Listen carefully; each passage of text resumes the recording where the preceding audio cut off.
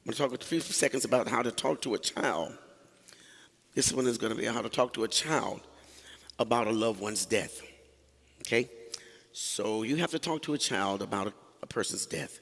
First of all, I want to talk to you and just explain to you. I want to keep it in common language. I'm not going to treat it like it's a program or anything, but I want to keep it in simple terms. And I want you to be able to hear me clearly. Can everyone hear me clearly? Okay. Talking with a child, to a child about a death can be something that none of us really wants to face. So I'm just going to go into some basic things by keeping a few helpful principles in mind. We can talk with our children and talk to a child through these difficult times. There's a child, it could be your grandson, your niece, your nephew, a kid in your classroom, a kid whose parent you work with, that just don't know how to handle grief. They don't know how to handle death. So I'm going to, with your permission, give you a couple of principles that I just have in mind here that can help your child get through this difficult time, giving them permission to grieve. We're going to give them permission to grieve in their own time, in their own way. Number one thing that you probably want to do, if you're going to help a child go through grief, okay, you don't have to be a counselor or a professional, just from your heart, be honest with them. Be honest with them. Don't try to spare your child's feelings by withholding the news of someone's death. I don't want to tell him that she died. I don't want to be honest with him. For a younger child who has no concept of really the finality of death, you're going to probably need to explain what it means. Okay? When a person's body, in some cases, children have a difficult time with grandparents, great-grandparents, or older parents. You know, sometimes when it comes to that age, the best way to kind of explain it is tell them when a person's body is older, it gets broken, and doctors are unable to fix it. Okay? And you don't need to hide your tears or try to be so strong in front of your children. Crying in front of that child will let them know that it's an acceptable way to handle the grief of losing someone close to them. And this is a perfect time also to lead into the talks about your family's religious beliefs concerning, or your family's spiritual beliefs concerning life after death. This is where you can also talk about the God that they would serve and where they would be. Okay, so number one is be honest. Number two, if you're trying to help a child, just some helpful hints, because all of us can help in this grief stuff now. Number two is reassure that child and answer your child's questions.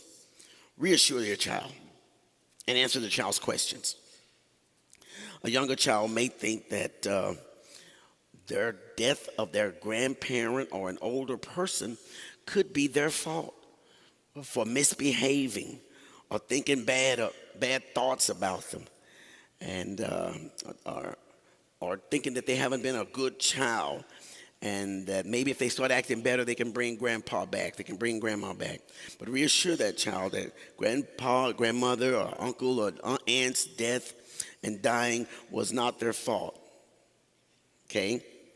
And being sad is not going to bring them back. Now, a child at that point might seem to conclude in their minds that if it happened to grandpa, if it happened to grandma, if it happened to Uncle Son or Aunt Betty, it can happen to me, or it can happen to my parents. And so they start to go into another set of emotions. And reassure that child that being sick is usually, doesn't mean that someone is going to die, because everybody gets sick, and that most people live a very long time. You're talking to a child now. You're not talking to someone who's going to question you or debate with you, and I'm not here to challenge anyone else's social, or theological, seminary skills, or, all of that. I've been through all of that. Know this also, that any child that's old enough to love is old enough to mourn. So if they ever told you they love you, they're old enough to mourn. So just know that's why we're saying this today. Now, older children, as they get a little older, beyond toddler ages and, into those third, fourth, fifth grades, things like that, older children often have a lot of questions about the physical and the practical details of death. They kind of want to know, what do you do with the body? What does the body feel like? How heavy is the casket? Things like that. and when do they bury it, and how far do they bury it, and what happens in the grave. And this curiosity is one way that children deal with death. They have questions for the first time. You can be a veteran at it, but it's the first time that they've had to deal with something like this. So answer their questions honestly and answer them patiently. Even if it's difficult for you to hear, answer their questions. It'll help them in their grief. Number 3, accept your child's emotional response, whatever it is. A grieving child may become angry or aggressive. They may withdraw. They may be silent. They may be tearful. And here's another thing. They may become afraid, very fearful. They may have trouble sleeping. They may lose their appetite. They may do poorly in school. Okay? And at some point, they may just not have even noticed.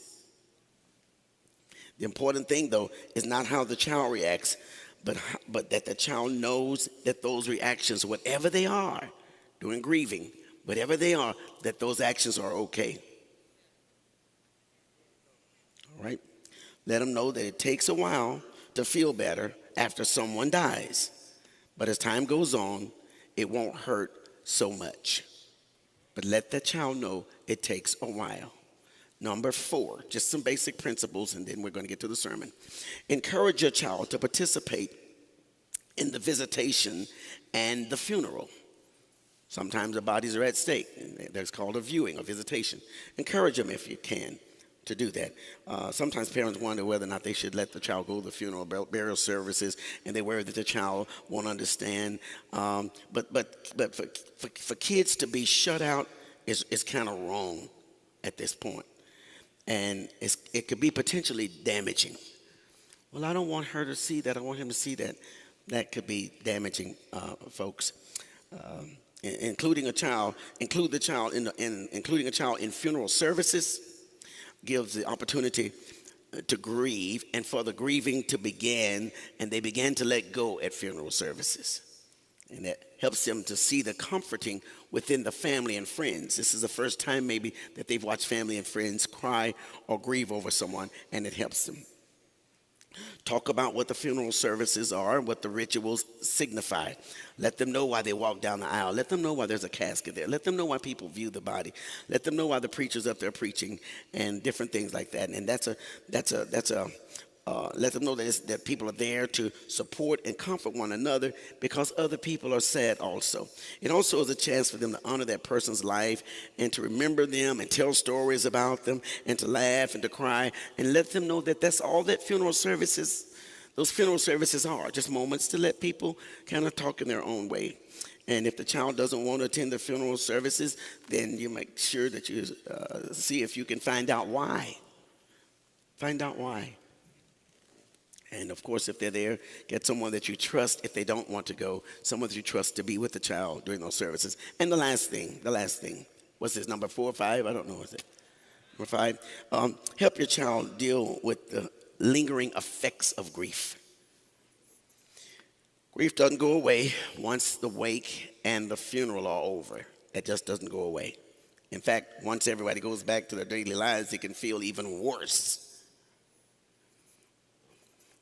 It can help to get back to a familiar routine, if at all possible, but you still need to leave some space for grieving. If an older child, this is a side note here, an older child might be a little bit more embarrassed about crying or grieving openly. Okay. But they still have needs for security after a death. They may not want to show those emotions. So spend a little extra time with that older child, one-on-one if you can. Give them a little extra affection. And keep your sense of humor. Okay? Don't fall into the trap of being completely silent yourself. I'm talking about you helping a child now. There are other levels of grief we're going to be talking about later on. But don't fall into a moment of silence all the time, trying to spare your child some sad feelings by not bringing up the person that has deceased. Instead, talk about that person. Talk about their memories. Talk about stories that you remember. And if you both cry, that's fine, because that's like a pathway to healing. So walking through grief over a person's death can be very healthy, can be a healthy experience for a child. And if he's accompanied by loving parents or family members throughout the process, children can witness family members and supporting each other and expressing their grief and keeping a memory of someone alive and vibrant. And I just feel that it's necessary sometimes now. Church is we cover a lot of things. And I think that what I've never witnessed is a church ever covering something like this. It's not a waste of time. It's an investment in the future because children need to understand. Okay.